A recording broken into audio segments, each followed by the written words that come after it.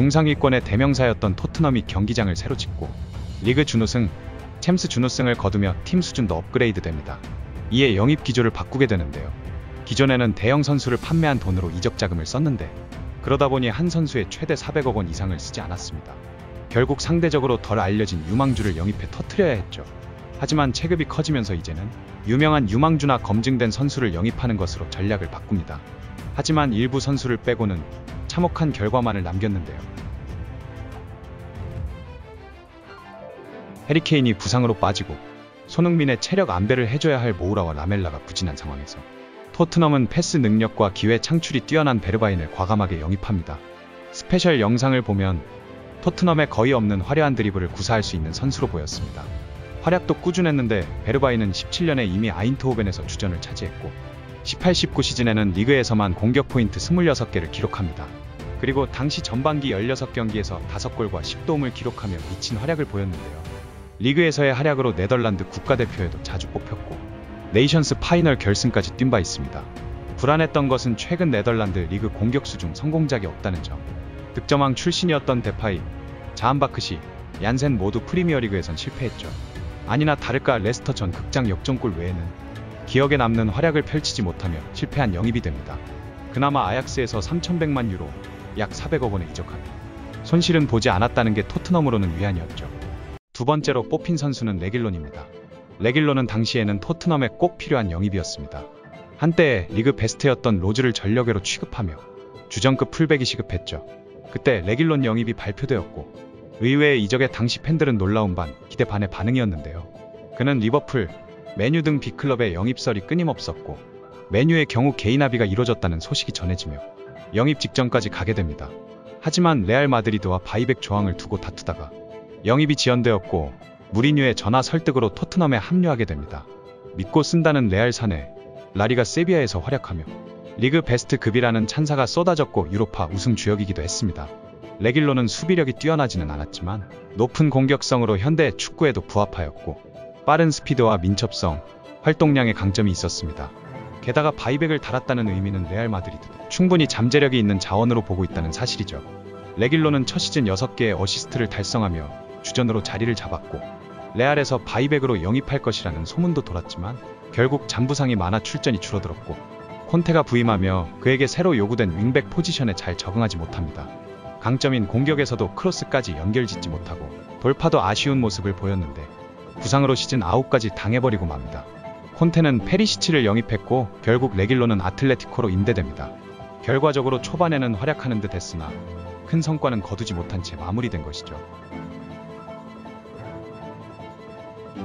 뉴캐슬에서 주전으로 뛰다 강등된 시즌에 주범으로 몰렸던 선수였습니다. 그러다 시즌 종료 후 펼쳐진 유로 2016에서 대활약을 보여주며 여러 구단에 엄청난 인기를 끌게 되는데요. 다수 클럽과 이적설이 터졌지만 실질적인 경쟁자는 에버튼이었고 결국 챔피언스리그에 나가는 토트넘이 440억에 영입하게 됩니다. 시소코는 야야 투레를 연상케 하는 압도적인 피지컬과 전진 드리블 능력, 빠른 주력을 가지고 있으나 볼 컨트롤 능력이 부족하고 결정력이 나쁘다는 단점도 명확한 선수였습니다. 첫 시즌 적응에 실패하며 사실상 실패한 영입이라는 판정을 받았습니다. 우당탕탕 드리블만 하다가 볼을 빼앗긴 적도 많고 판단력 미스가 많았습니다. 그러다 보니 타팀 이적설도 뜸했습니다. 그렇게 주전에서 밀리나 싶다가 챔피언스리그 결승에 진출한 18-19 시즌에 중원의 핵으로 자리매김하게 됩니다. 리그와 챔스 모두 활약이 좋았고 특히 챔스는 예선과 토너먼트 가리지 않고 중요한 순간마다 결정적인 활약을 했죠. 다만 결승에서 마네가 찬 볼이 시소코의 팔에 맞으며 페널티킥을 허용한 것은 지금도 아쉬운 장면으로 남습니다. 이른 시간에 선취골이 들어가지 않았다면 어떻게 되었을지. 이후 아쉽게도 큰 활약은 없었고 결과적으로 고비용을 들여 한 시즌만 알차게 쓴 가성비가 나쁜 영입이 되었습니다. 440억 원의 이적료로 공동 7위를 차지한 브라이언 힐입니다. 그는 왼쪽 윙에서 플레이하는데 빠르고 드리블 또한 변칙적입니다. 킥 능력도 준수하며 플레이메이킹 할 수 있는 능력도 갖췄죠. 그러다 보니 콘테 감독도 그의 유망함을 인정하며 베르나르도 실바와 비슷한 스타일이라고 극찬했죠.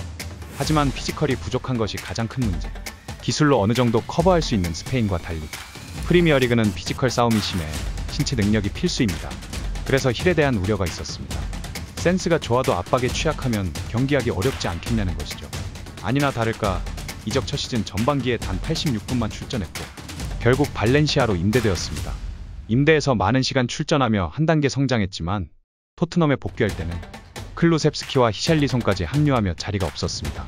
콘테 감독은 힐이 지구력이 좋지만 아직까지 피지컬적으로 더 강해져야 한다고 말했죠. 게다가 이번 겨울에는 경쟁 포지션에 단주마까지 영입돼 결국 친정팀 세비야로 다시 한번 임대를 가게 됩니다. 과연 힐은 더 성장하고 이 위기를 극복할 수 있을까요? 아직까지 보여준 것은 없지만 유망주인 만큼 다음 시즌을 기대해봅니다. 산체스는 2016년 아약스에 입단해 바로 주전 센터백이 되었고 팀의 유로파 준우승의 한 축이었습니다. 당시 나이는 단 21세에 불과했기에 아약스로 온 지 한 시즌 밖에 안 됐음에도 토트넘뿐 아니라 첼시와 바르셀로나도 노린다는 소식이 들려왔습니다. 그중 가장 적극적이었던 팀은 토트넘은 아약스 출신인 얀 베르통원과 토비 알더베이럴트의 성공으로 산체스에 대한 기대감도 컸습니다. 그래서 레비 회장은 그의 워커를 맨시티에 매각해본 수익을 투자해 약 570억 원이라는 거금에 영입합니다. 이 금액은 500억의 첼시로 영입된 리디거보다 높았고 토트넘 구단 역사상 최고의 기자 네덜란드 리그 최고 금액이었죠.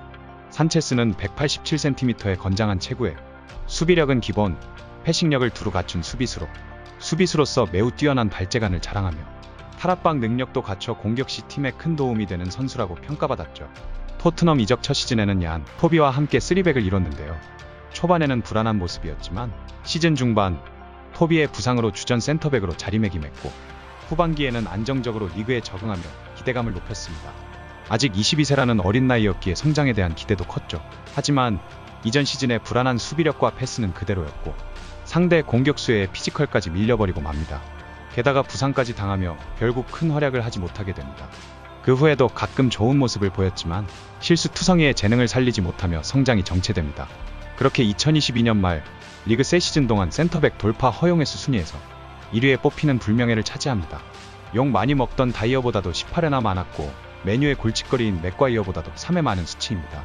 이제 26세지만 저조한 경기력으로 시장 가치는 300억 이하가 되었고 토트넘의 야심찬 영입은 실패로 끝나게 됩니다.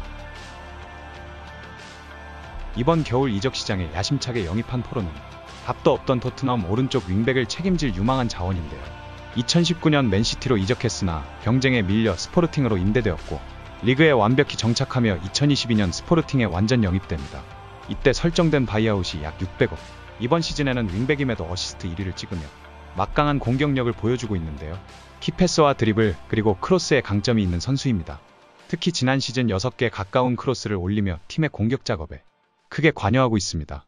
단점은 체격이 뛰어나지 않고 몸싸움 능력과 공중볼 경합이 잘 안된다는 점입니다.